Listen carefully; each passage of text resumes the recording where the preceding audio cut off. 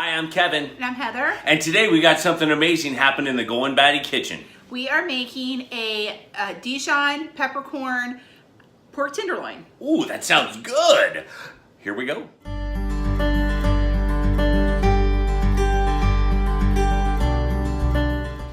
All right, so here we have about a 4-pound tenderloin. What you want to do is sometimes when you get these, they'll have like a bit of silver skin on it. You can see a little bit here. So I'm going to take my paring knife and I'm just going to kind of cut off that if I can.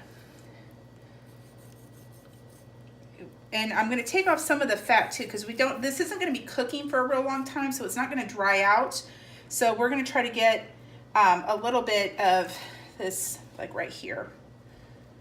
And silver skin, if you just kind of take your knife underneath of it and kind of pull it up, it'll come usually right off. You can just do that and it'll come right off. So we'll get this little piece here too. What is it about silver skin that makes it bad? Well, silver skin is tough. It's when it cooks, it gets really, really stringy, and you don't want that. So you'll just take that off of there. So there we go. We got that silver skin off. And now we're going to flip it over, and we're going to take some, not all of this, but some of this fat off. So we're just going to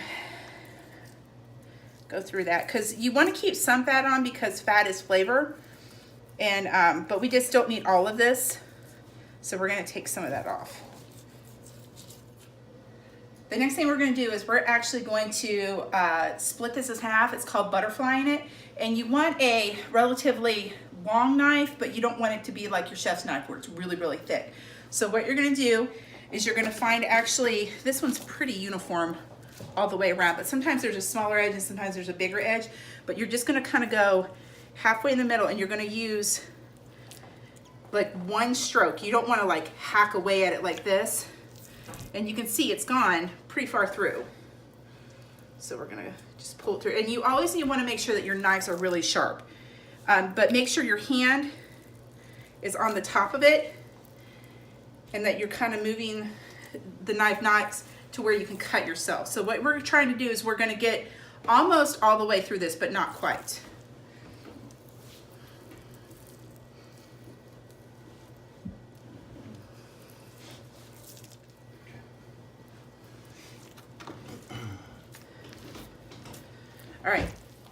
All right, so we've gotten it now where it kind of opens like a book.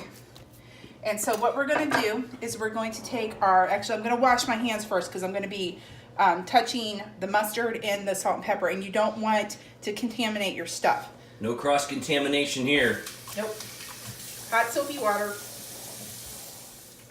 We are going to season this a little bit now. What we're going to do is we're going to salt it just a little bit on each side. And now I'm going to use my tongs and try to, well, these aren't very strong tongs, but flip the meat over.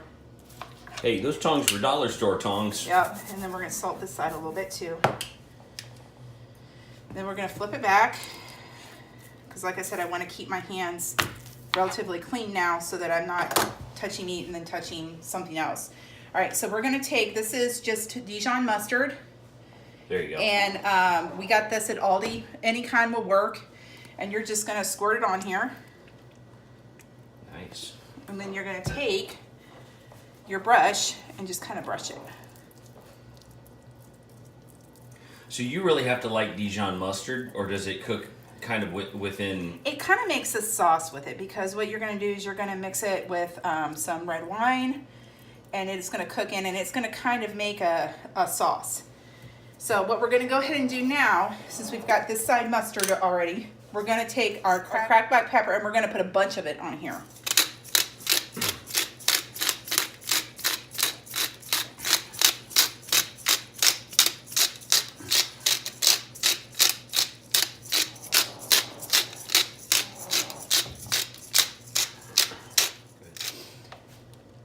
We're going to flip it over now.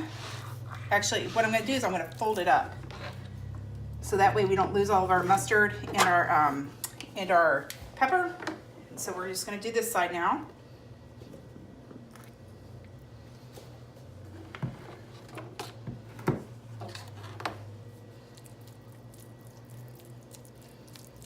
The word here is slather. Slather, yep. We're looking for the word to say it's slather. Yep.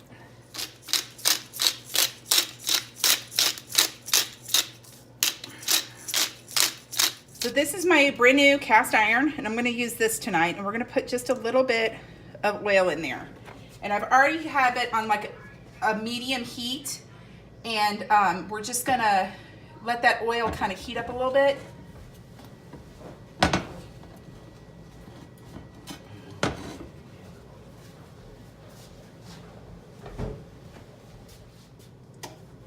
So what you need to know about cast iron is it needs to heat up slowly. Heat up and cool down slowly. So I've had this on about 4, heating up.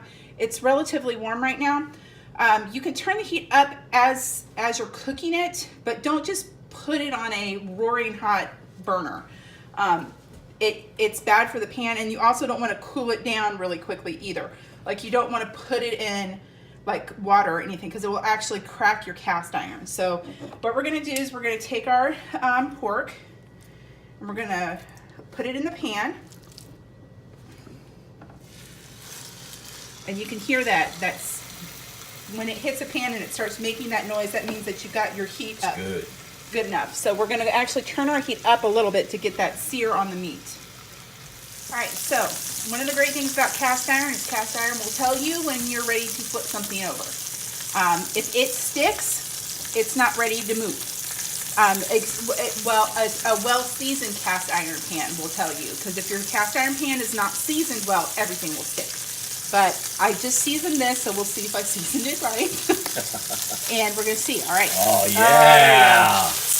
And then we're just going to flip that over. Nice. And it's got a nice sear on it.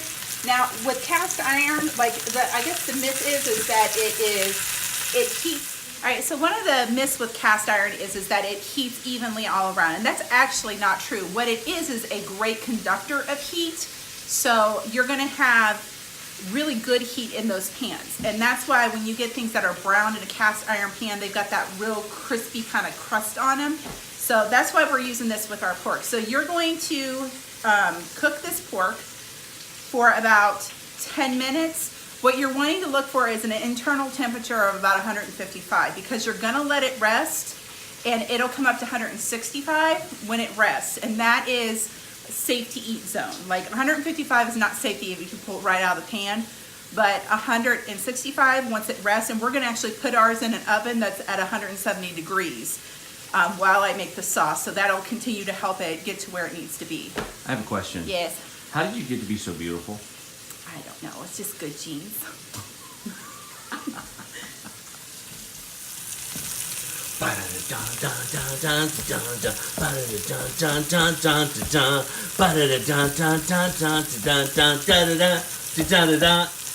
Kevin, what are you doing? I'm trying to make it exciting while they watch the meat cook. I don't think pork needs a theme song. Pork has a theme song. It's dun dun dun dun dun dun dun dun dun You're so dun weird. dun. All right, so this is pretty much ready. What we're gonna do is we're gonna pull it out of the pan. We're gonna put it on this plate, and we're gonna put it in the oven to let it kind of rest. Now, if you're gonna do it on the counter, you would cover it with aluminum foil, but because it's going into the oven, we don't have to do that. It won't dry out. Good. I can. Good. So we are now putting chicken broth in here, and we are deglazing our pan is what this is called. What's it called? Deglazing the pan. So all of those bits that were on the bottom, and now we're gonna put some red wine in here too. Now, if you don't cook with wine, you can easily substitute this for white grape juice. Or Awesome. if you wanted to do like an apple cider or something. We are gonna bring this up to a simmer, and we're gonna let this kind of reduce by half. So you're gonna have kind of a glaze that goes over your pork. And then right at the very end, we're just gonna add a little bit of butter to it.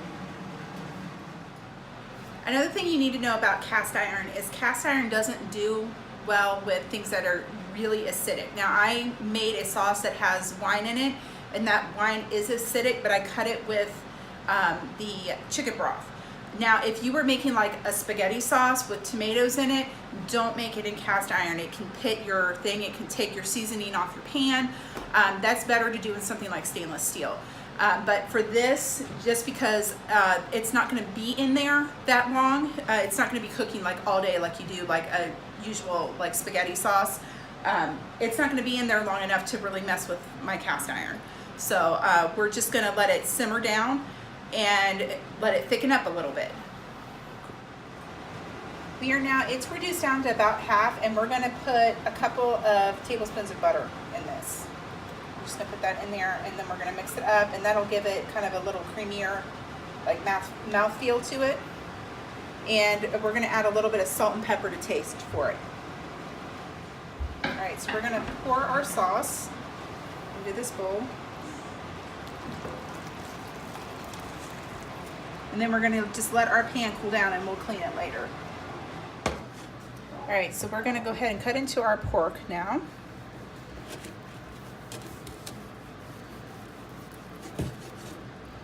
And you can see it's done in the middle. It's not pink anymore, but it's not